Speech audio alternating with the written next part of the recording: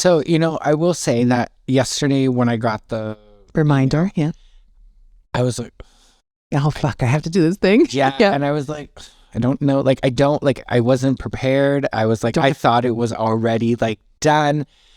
And then, this morning I was like, and now that I'm here, I'm glad I chose still to come. I'm so glad you said that. Right. And like right now, like my aunt, she's 103 and she's born in the last pandemic alive in this one.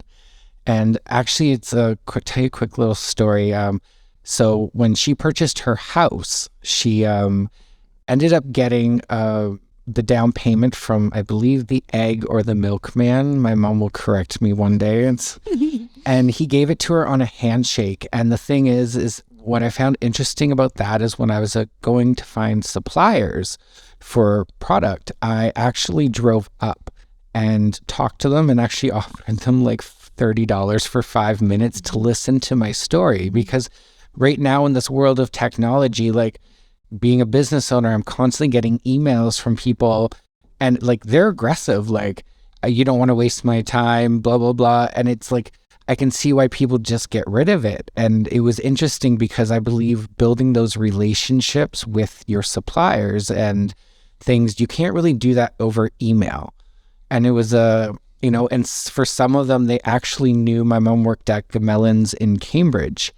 And they actually knew the Gamellons back in the day. So you sort of have like that full circle when you're talking to them. So it was a nice thing, right?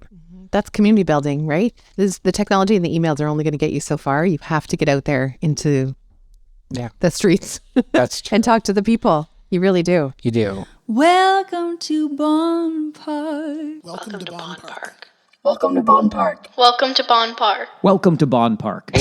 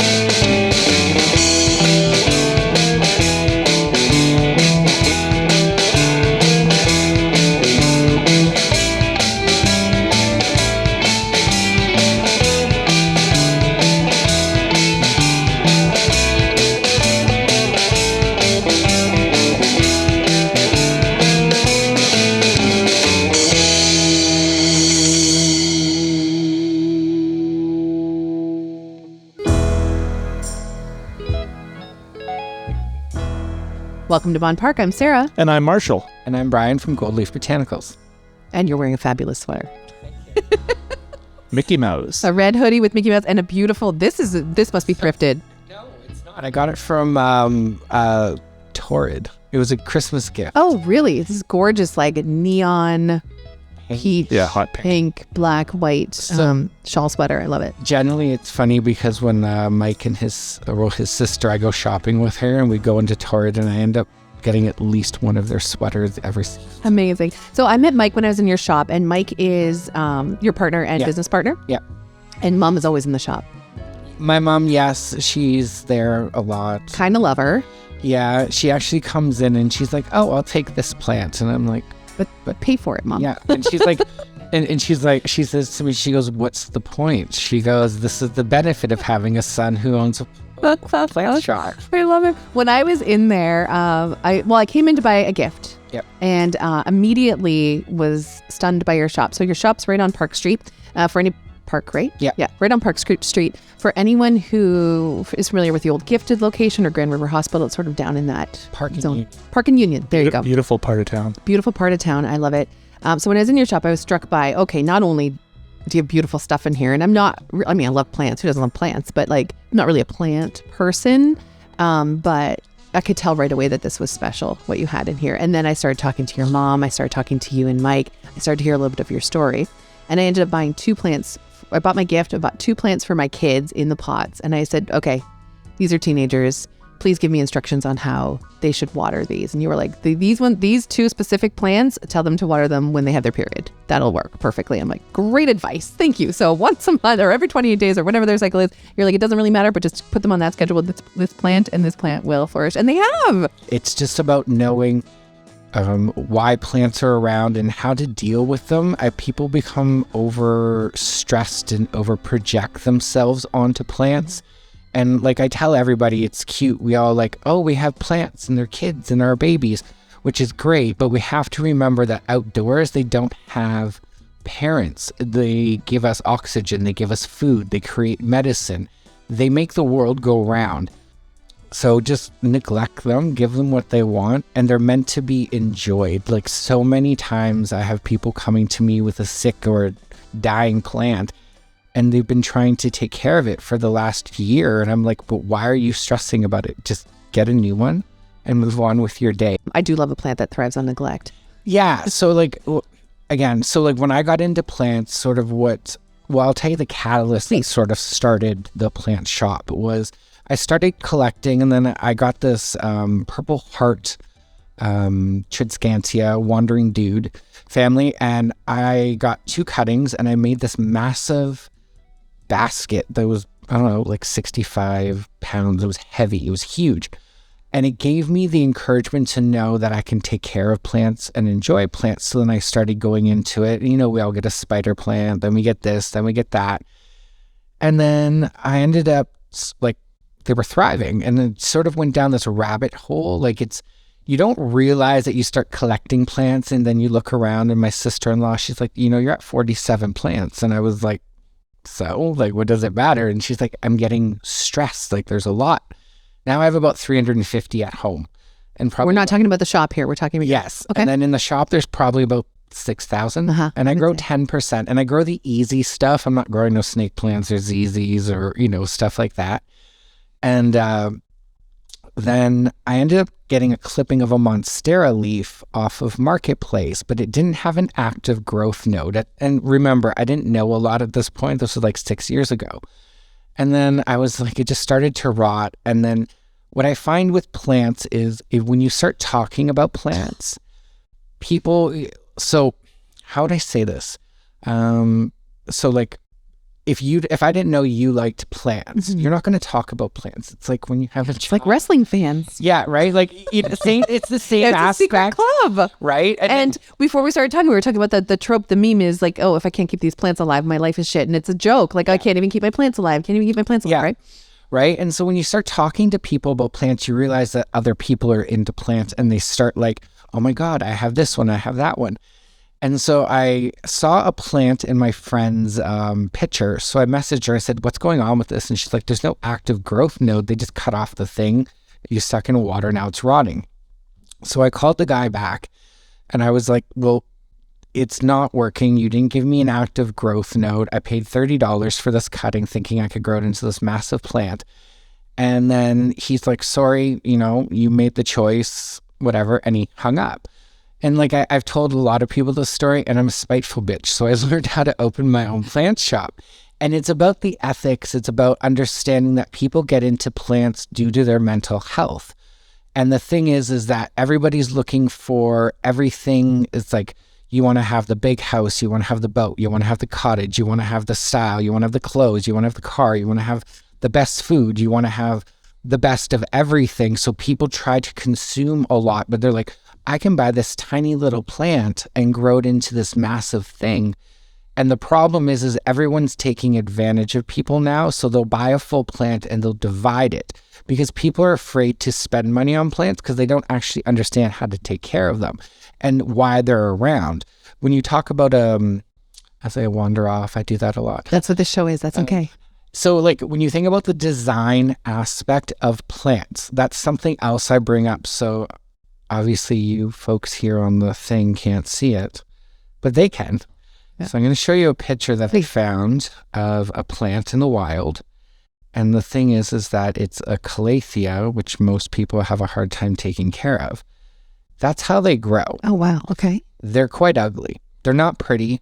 They don't grow in cute little pods. It's because humans have cultivated them and made a design aspect.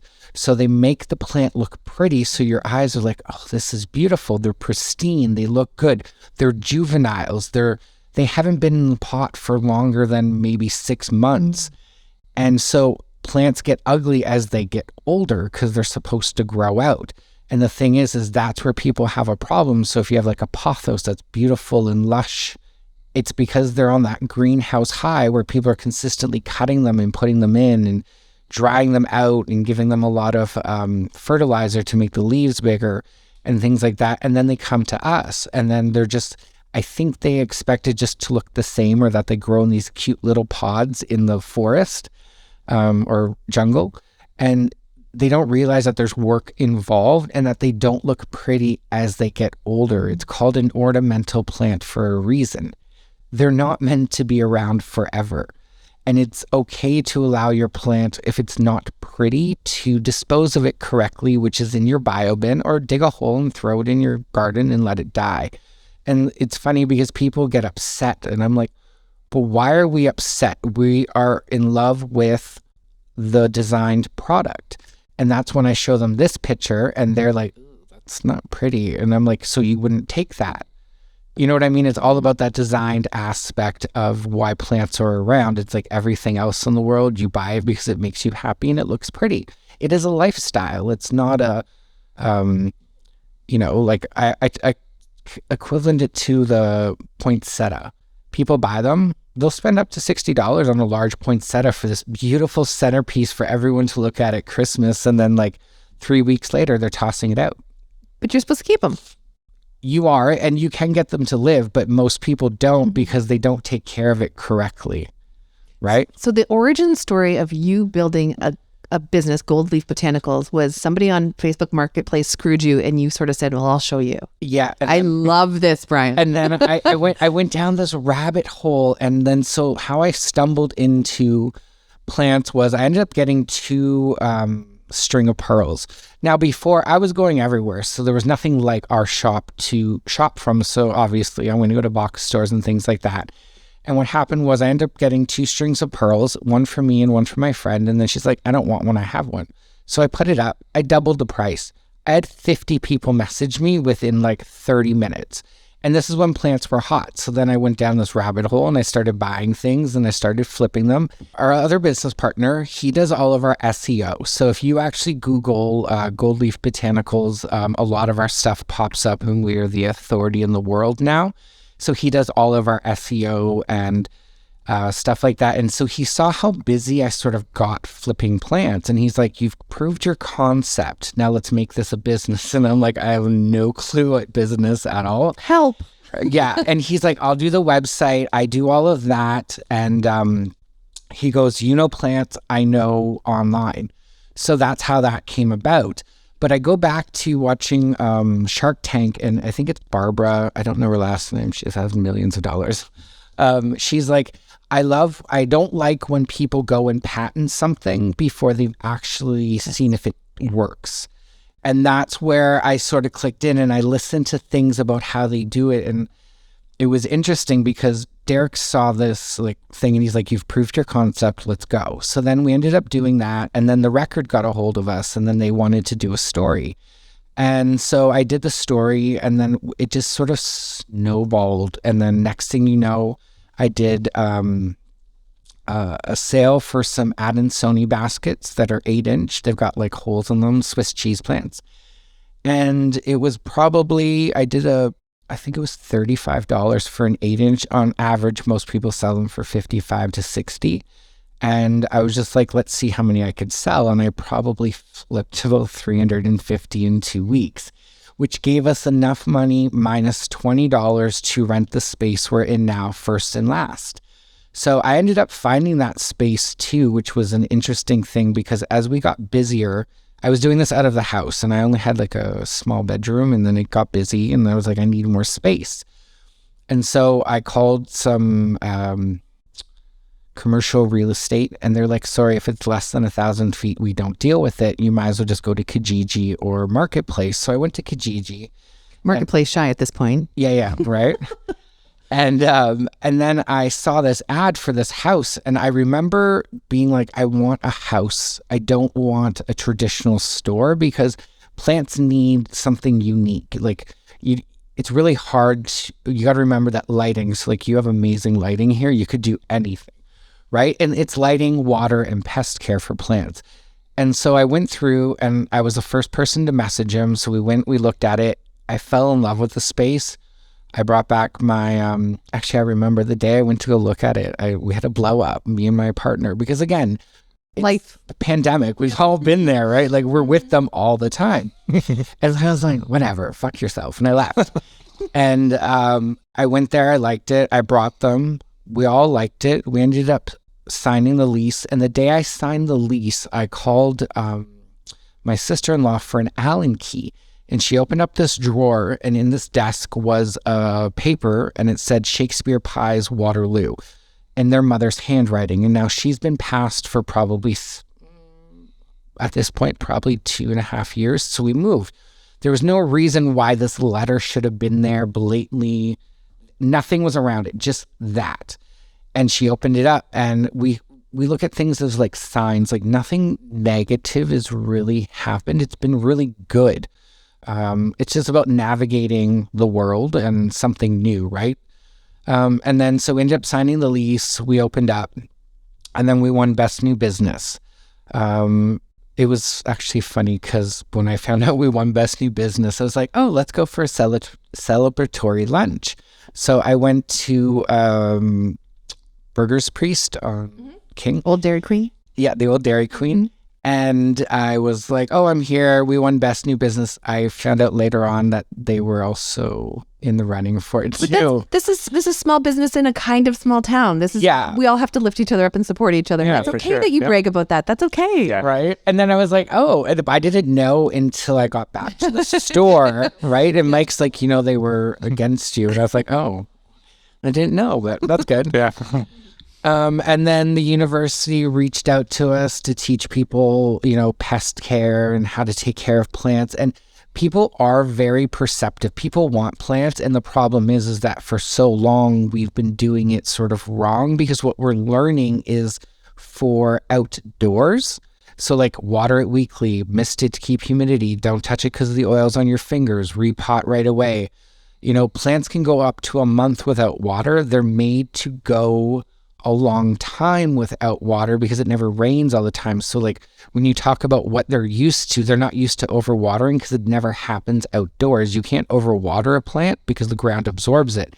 So they only have one really natural defense mechanism, which is knowing how to go without water. And so if you push it that long, then you actually have a healthier plant because I explain it or equivalent it to when you have one child and you spoil and then they grow up to be dicks and nobody likes them. If you have That neglected child is quite a winner. right? Yes. And then, Can you tell I'm a neglected child? yeah, right. And then if you make them work for it, or, I always say like if you're in a family of 6 and you got like 5 pork chops, it's who's ever last, right? You have to grab it. Then they end up doing better. They push their roots to look for stuff. They get time to dry out. They get the air. It's all about the airflow. And then sometimes when people overwater, what happens is the plant doesn't know how to deal with it. So they give out a pheromone to bring bugs in because bugs are supposed to eat it, poop it out, make more nutrients. It's all about growing. Sometimes I think to myself, like when I'm in the shower, I'm like of ways to explain things to people. So if you Google a plant, they're like, how big does it get? If you Google, let's say a calathea, it maxes out probably about 5 feet roughly. So I thought to myself, after that plant maxes out, what happens? It can't live for hundreds of years. So what it does is because they consistently keep growing new ones, it dies off. And that's the problem where we have that issue is that some plants just die off quicker than some. And it's their growth pattern. And it's humans that have a problem with brown spots. We love that grocery store mentality of everything looking pristine. Right? When you get a blemish on a tomato, what do? We throw it out at home because our brains have been told us, ooh, it's not good. You shouldn't eat it. Right? And then you start getting those brown spots on your plant and then you're like, I don't like this. What's going on? What am I doing wrong? It's just the evolution of the plant. It's supposed to turn brown and die off. again, it's us thinking that we have this. It's like buying a TV. You spend $3,000 on a TV and the technology is obsolete in like a year, but then you have it for like 5 or 6, then you have to go buy another one, right? Like it's the same aspect. Yeah, it's like trees, right? Like spruce trees, I guess it's called needling when they start to... Yeah. Right? It's normal part to turn a little bit yellow and brown. Yeah, and again, it's like when you look outside, like I'm looking out here, we think this is beautiful, but it's not in our house, and that's where the issue arises. When it's in your house, you're like, this is not pretty, right? Like we really have an issue with that, and it's trying to get people over that and understand how to take care of plants, how to love them, what to expect, and don't look at it as a loss of money. And when I explain plants to people, I like to use the analogy, you have a bouquet of flowers, a potted plant, a sweater, a McDonald's dinner, and a bottle of wine. What's the similarities? Do you guys know? They're all roughly the same amount of money. Oh, right. Right? So a bouquet of flowers can go from anywhere from 30 to 65. Note, I do think that buying cut flowers as a gift for somebody is a waste of money. Oh, yes. But the thing is that humans don't grasp that you've already wasted $65. It's dead within 5 days or even quicker. And then the shirt, you wear it like this. I bought this 4 years ago. I've worn it 3 times and I paid $40 for it. Like if we look at our wardrobes, how much clothing we have there and we don't even wear half of it. We don't even like it. But we've been sort of conditioned to say, if it's sitting in your closet, that is your investment. You see it, but it's really causing you stress because you're just like, this is annoying because you really only go with X amount of clothing and then you have to find things. And humans are terrified to throw things out. Like I hoard things, like let's be honest, we all do, right? Plants. I think you hoard plants. I do. Plants and pots. That's what it is now. And then the bottle of wine, yes, you have some fun and you Google, you take pictures with your girlfriends, then you have like a headache after and you pee it down the toilet. The McDonald's dinner, now I funny because I always contend with people with small business, we talk about pricing a lot because that's the main thing we hear because we are not a large corporation. So it becomes personal and people are like, why is this expensive? So I actually used with a woman, she's like, why is this plant expensive? And I was like, well, remember when McDonald's was 2 can dine for $6.99 and now it's 2 can dine for $16.99? And, it's like $45 we can spend feeding 3 people or 2 people on McDonald's. We eat it and it's gone. Yet we still go back and they treat us like crap. It's never right. It's cold. That's not good for you. No, it's not. And then, they make it seem like they're doing us a favor by like, oh, can we park you and we'll bring it out to you? Then in your rearview mirror, you're watching all the other cars go, getting their stuff. And you're like, wow, I could have had it already. Then they bring it out to you and it's not even correct. That's generally what happens. And then you have your potted plant that costs you $30 that will give you 9 months of enjoyment. Everyone gets upset when the plant dies and they're like, I'm not doing this anymore. But yet you could have eaten peanut butter and jelly and taken that $35 from McDonald's and bought yourself a plant that would still give you the enjoyment, right? It's all about that enjoyment, but most people are like, I can grow it. This is a reflection of me. I know what I'm doing. And it will live forever. Yeah, it doesn't. It's a fallacy that's sold because like when I grow things, I lose probably 60% of what I grow because it's nature. Things rot, they die. There's a whole process to it, and people think they can take a small cutting and grow it into this massive plant. But I always like to ask people, do you love this plant? Does it make you happy? Because most of the time they're like, no, it doesn't. And they're like, but it's going to look like this one day. And I'm like, that doesn't happen like that. You got to purchase it big. You got to take care of it. You get your maximum out of it, right? I see this in the spring because Sarah and I live in the same neighborhood. Yep. And I walk the neighborhood a lot, and when the weather's warm, and so does Sarah. So in the spring, I see neighbors going to the grocery store to buy some hanging plants with flowers, right? Yep. And they bring them home, and Sarah and I both are in front of our houses face east, right? So a lot of sun in the morning, and they bring the plant home and they just hang it off their lamps, right? So they're right up against the brick, right? The hot brick, right? So it's 25 degrees. And I can tell by, as the weeks go by, I watch those plants perishing, right? And then they're dead, right? Yeah. And then I hear conversations from people going, don't know what happened there. You know what I mean? As though that what looked to be a beautiful hanging plant at the outside the grocery store was somehow going to still look like that 6 weeks later, right? Yeah. It's not. No. Because it's not set up to succeed, right?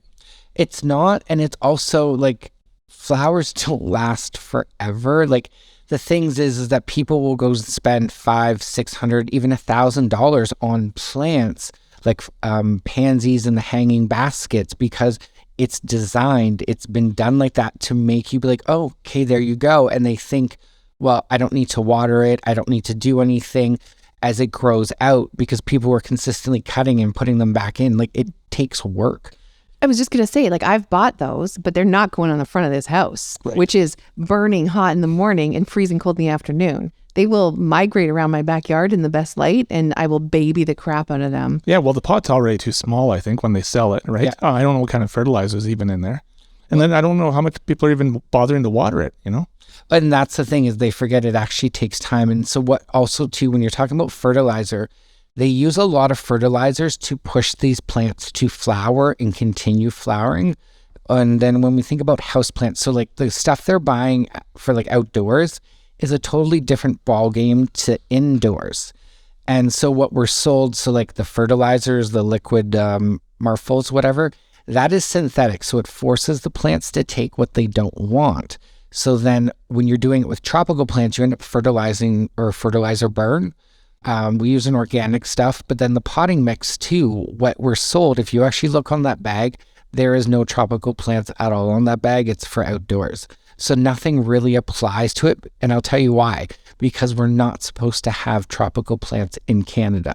They're not supposed to live here. So also too, when you Google things, you're Googling what's correct for their optimal conditions. So when you get plants from a store, they have on the tag, water every 7 to 10 days, bright and direct light. Well, that is for their optimal conditions or a greenhouse. And then you have to think about bright and direct light is subjective.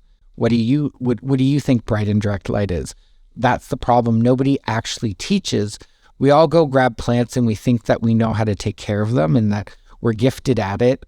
And then, we go out and then we realize we're not, because it actually, you have to be taught. That's the thing. It's like, it's not everyone's like, I have a brown thumb or a black thumb. And I'm like, no, you have a green thumb. You just need to be taught. And most of the time when I say once a month water, people's eyes drop. Like they're like, what? Like you're telling me once a month? And I show them a light plant and they're like, wow. They're like, is this real? And it's because where we've been going to get our plants doesn't really care about your investment and they're really screwing you over. Before we started officially recording, we had this conversation in the kitchen here about big box stores versus the small stores and what spending that $10 at your local small shop versus, the $100 at your big box store means at the bottom level. So when I look at that, I'm thinking about since the pandemic, people, we've sort of changed a little bit and we think about big business and we think about the middle class. Now it's mostly poor people and rich people. And the thing is that we've decided to funnel our money up to two people, which is Loblaws and Empire, right? They have a monopoly, so they're getting a lot of things. And now they have clothing and barbecues and things like that. So if we consistently purchase our stuff from the big box stores that we're not technically supposed to be buying there, we do it because it's convenience. We don't want to drive everywhere. We think we're, wasting time or whatnot. And the problem is that these companies take away jobs. They make you self-checkout. When there's a pandemic, you have to wait in line. And for everyone who didn't want to go get vaccinated, they decided to go in and spend their time shopping at Walmart while we're all waiting to get food, right? So it's about learning to buy the things that you need to buy from the company that is meant to buy it from. Like, think about Canadian Tire. They sell hot tubs, kids' toys, and craft dinner, folks. And they're supposed to be selling tires and stuff. Like, we're really getting really far out in this. And when you support local, the thing is that we're pushing the money out. And when we get big enough, we can hire people and pay them a fair wage, right? Like it's one of the reasons why I'm glad I did this is I was working 120 hours every 2 weeks to survive. I would rather work 120 hours for myself and struggle than to help somebody who every time you wanted a raise, they said, well, yeah, talk to your union. Work harder. Right? Yeah. Work harder. Yeah.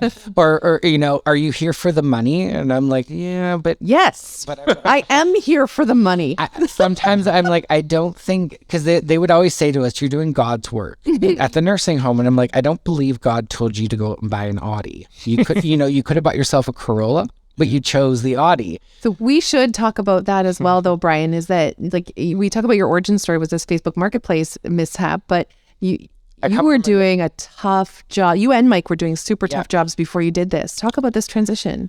Well, I was a PSW for about 20 years, started with kids with special needs, and I ended in long-term care, secure neighborhood, severe dementia. I enjoyed my job, but it's the politics and the stress. And the thing is that when you think about long-term care, what a lot of people don't realize is everyone bitches at us. So you have your management, they come down and they give you crap because things aren't done.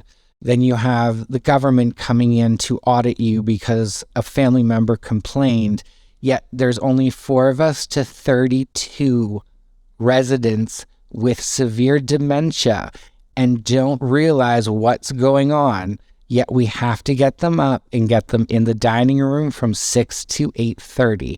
That's 2 hours to get up 32 people. And it's frustrating because it's like a mill. It's like we're profiting off of people's heartache because we don't have time to spend with them like we would. And then the thing is that you don't have anybody wanting to help you. So we're pushing people. And I mean, some of these people are large. They don't move. They've had strokes, you got to get them in a sling. You got to get them washed up. So you got to get bras on them. You got to get things. Then you have to brush their teeth. My mom had severe dementia and was in long-term care. You are speaking my language. I totally appreciated every single human that was in there helping her out. No goddamn way was that woman ever going to put on a bra. Let me tell you this. You know what? And she would not rush for anything. No. And the thing is then you have them coming down on you. You need to get them in the dining room. You need to do this. We think that the thing is too, is I always hear, my mom would have never done that. Okay, but your mom has also changed now. Her perspective is totally different. Oh, my mom did all kinds of things I never thought she would do. Oh, yeah. You know what I mean? And it's like, we're getting down that alley because sometimes I think to myself, I'm going down that way, and it's just very sad that, we see all these people struggling to pay their bills. And, I think the best thing I've ever saw was, we don't have a problem giving somebody playing hockey millions of dollars, but heaven forbid if a PSW wants to make more than $26 an hour, we have an issue with it and we shouldn't be getting it, right? And the thing is too, is we can't strike, right? Well, they can't strike. I'm no longer there. But like teachers strike and they're making over $100,000 a year. With a pension. Right? And I'm just like, hello, like where is the equal thing, right? It's That's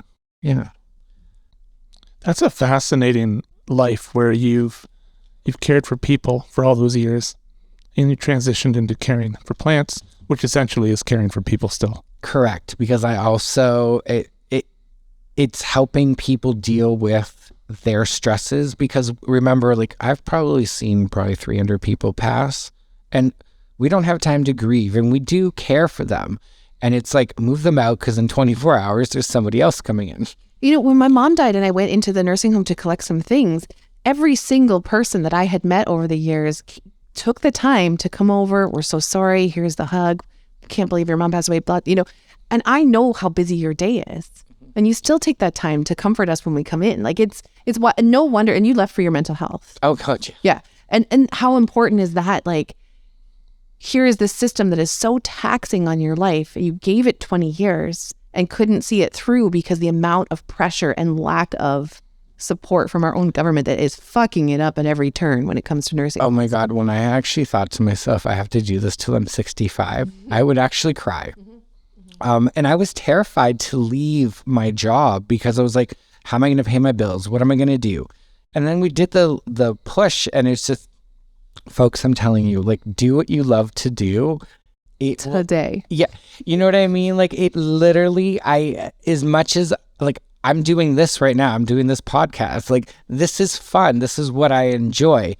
And, you know, I've had to step back and say, you know what? You don't get everything you need. And as it becomes easier, like what I've realized with people who own their own business and things like that, not having everything at once, or like being able to consume things is perfectly fine with me. Like, yes, I sacrifice not going on a vacation, but I also don't have to get up at 5 o'clock anymore. I don't have to be bound to stay there for 8 hours. If I have a headache and I don't feel like I want to work, I don't have to.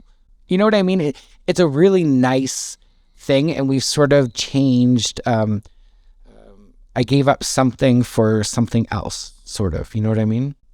I also think of it this way. I know people who love their vacations, maybe in Cuba or somewhere, and they come back and the pictures they took were mostly of tropical plants, right? So in a sense that if you don't get on that vacation, you do have a piece of the tropics right here. You do. And that's part of the thing I tell people too, is we are lucky. I wouldn't preach like, let's get rid of the plant if we weren't in Canada, but they don't live here. So you sort of have that luxury of living in one of the most beautiful countries in the world, but the world's most expensive country. And we also have the shittiest fucking weather out there. It's either snow or construction. But like, we have that ability to have a piece of the world here with us. And it's, again, you're going to pay for it. You want an Italian leather purse, you're going to pay it. You want a Ferrari, you're going to pay it, right? It's that whole entire aspect of things. I hadn't heard the song in a while. It was Elton John's Mona Lisa's and Mad Hatters, right? Mm-hmm. And in the song, it talks about how the words Spanish Harlem aren't just pretty words, right? Mm-hmm. And I really thought about that. Those are two really beautiful words together. But I felt that way the first time I saw the three words gold leaf botanicals together. Like, botanical is such a beautiful word, right? How did you come up with that name? Those are three really harmonizing words. Originally, it was going to be Bryan's Curated Tropicals. And then I started with Botanicals. I don't remember the full story. I wanted to go gold, as in the gold standard. Leaf, as in plant. Leaf. Yeah, leaf. And then Botanicals. The thing is a lot of people think we're a high-end pot shop. So if anyone's listening and you drive by, you might come in anyway. Yes, you might come in. You might smell it, but we don't sell it. So many people think it's seriously, it's all the time, right? They're like, oh, this is the pot shop. No. I'm just, getting ready for the day. And it's funny because, like, when you think about botanicals, it means plants, but people think creams and pot and it was a whole new concept of a house with plants that people sort of think it is one of those pot shops on the corner. Bryan, if only your PSW job would have allowed you to, have some pot to get through those days. Oh, yeah. It's funny because they always say they're my ideas, because I have a lot of things in my brain going. Like, I want to do a million things at once, and I'm consistently giving ideas. I'm one of the ideas people. If I had a team of people, I would literally, so our goal is, Derek always says this. He's like, Bryan said at the beginning, 3 years ago, I want to build a fucking empire. And that's what I'm doing. I'm building a fucking empire, and I'm doing it my way. Where, as I was telling you guys, as I was at Sobeys the other day and I saw a customer buying plants, and then I didn't know they were a customer at that point until I handed a card outside of my car as I saw them going to their car with the plants. And sometimes I take it personally when people come in and I see them other places. But then I realize, you know what? It's just like everything. You can do your best. You can lead a horse to water, but you can't make them drink.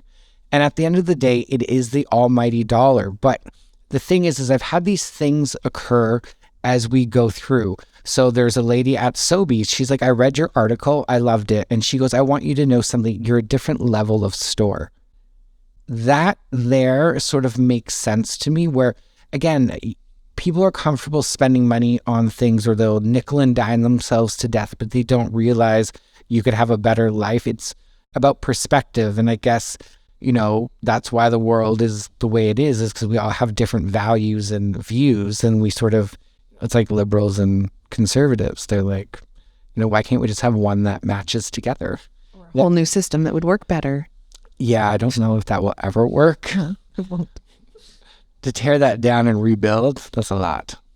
So Gold Leaf Botanicals, the gold is for the gold standard, leaf as in for that, and then the botanicals. I asked a few friends and they're like, gold sounds dirty, like brown. And so when we were actually doing the website, we tried to do it as gold. It did not work. So we ended up going with black and white, and then we sort of tailored it.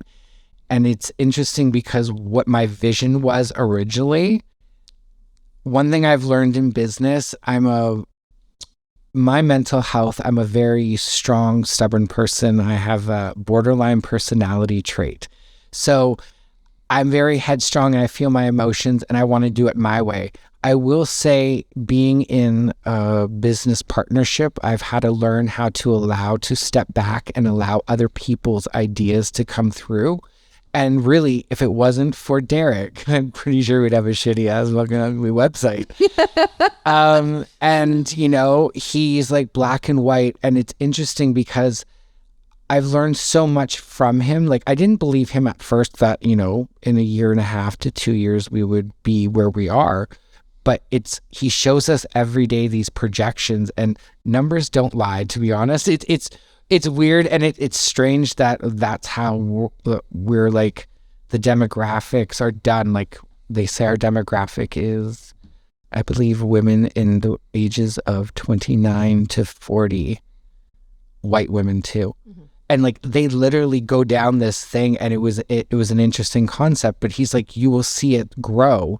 And, I put my faith in it, and it's something that I would tell any small business owner here. If you want to have your business succeed for years, you really need to get into SEO, but do your research on your SEO person, because everyone will do the work, but are they really invested in your company? Where he is invested, so he's pushing it, and it is an amazing experience. And, we want to try to change that. It's such a beautiful thing that you were talking about, letting go of control. That's the key to building something.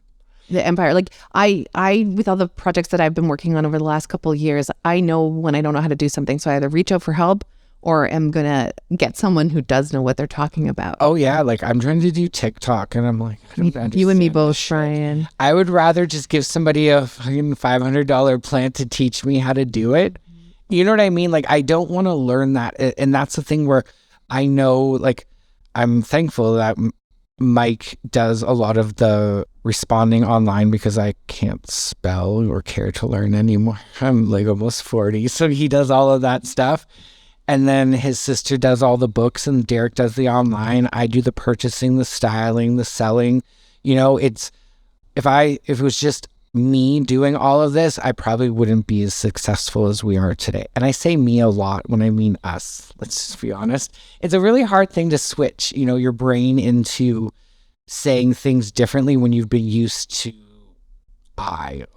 It's so funny that you said that, because, and I'm not talking about our podcast or the things that we work on together, Marshall and I, or BPM, but I've always said we when I actually mean me. So I'm trying to switch over to, like, when I've done something, I have to say me, not we. There's nobody behind me on this one. Yeah. There is now, because I have creative partners. Marshall and I work on a lot of things together, but I'm talking about, like, I'm going decades back where I say we, and and for some reason I just don't want to take the credit for my hard work.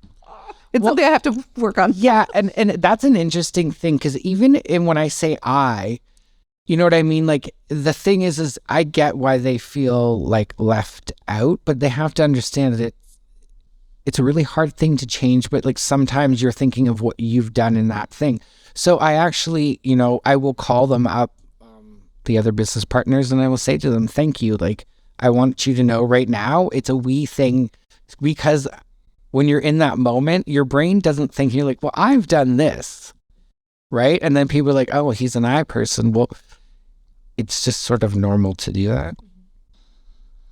If you'd stay with that PSW work in a long-term care facility, it's likely that another 5 years could go by. You may not make a lot of new friends in the meantime. There may not be a ton of growth in that experience. Not that it wasn't incredibly important work, but like BONN PARK podcast, like Sara and I are making new friends along the way and making new connections, right? Like double the second year compared to the first year, and then triple in the third season, and then more to come, right? I think about all the people you would have met who came into your shop that you learned things from, not necessarily even plant-wise, but just philosophically and how people live with plants and what they mean to people. Can you kind of reflect on that, the idea that, you know, you're living and working in a space where you're both a community builder, but you're also, there must be incredible personal reward in it for you with all these new connections you're making. Yes, and actually, when you talk about that, so we actually had a gentleman when I first came in. He loved our store, and we were talking about our story, and we were talking about like we wanted to do something for charity, and he was talking about the Gord Downey Foundation. Then he let me know that he had brain cancer. He has since passed away, but his family comes in, and you know, I have a relationship with them, and his sister had her child before he passed, so he got to see him. And the interesting thing is I'm going to see her grow up. I also had a mom who would bring her son in all the time. Now she hasn't, obviously, probably because it gets busier and people come in and out of plants, but I get to watch those journeys. And then I actually also had another customer. Her son was special needs, and he passed away. And I was going to do an event, and I was walking out the door as she was coming in.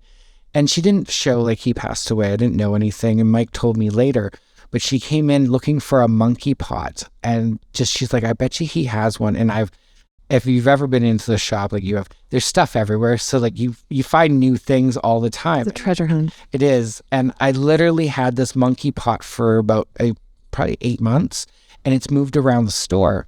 And it was just sitting there, and it was the small one. And she's like, oh my God, I called him my little monkey. So she got that, and she bought plants for his funeral and things like that. And it's just all the stories we go through. We actually had another woman, she was cashing out, and Mike's like, that name sounds familiar. Are you related to so-and-so? And it was actually somebody that Mike took care of in the nursing home. So we do have those moments. And like you said, I think I wasn't ready at the time before, but I was ready at that time. And when I look back, thinking the only thing that held me back was fear. And if I knew what I knew now back then, I probably wouldn't have been as afraid. But like, you're right, like moving forward, doing this, it's the growth part. And that's where I think we need to realize that leaving a job isn't giving up or failing. Look at it as growing. And that's where we need to start teaching the kids in school that failure is not failure, it's growth, right? Like, I am lucky that we are here, or I'm here, and like I get to meet you guys, and then it's going to go from there. You know, it's that interesting thing.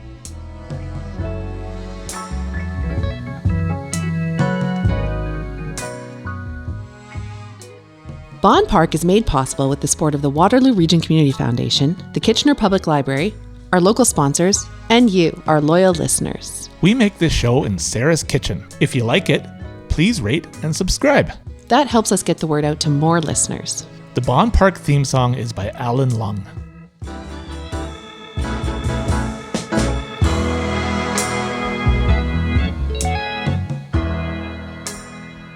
Sara and I are super excited for season 4 and all the amazing shows we're going to bring you. We're also really excited about our secret side podcast called An Unscripted Spectacle, Wrestling with Wrestling. And it's not actually about wrestling. No, it isn't. It's about a lot of things. Mostly life. Yeah. And there's a lot of laughter. Yeah, there's tons and tons of laughter. We're incredibly proud of it. So please check it out on all your streaming platforms. An unscripted, I can't say it. Can you say it? An unscripted spectacle, wrestling with wrestling. Meow, meow, meow, meow, meow.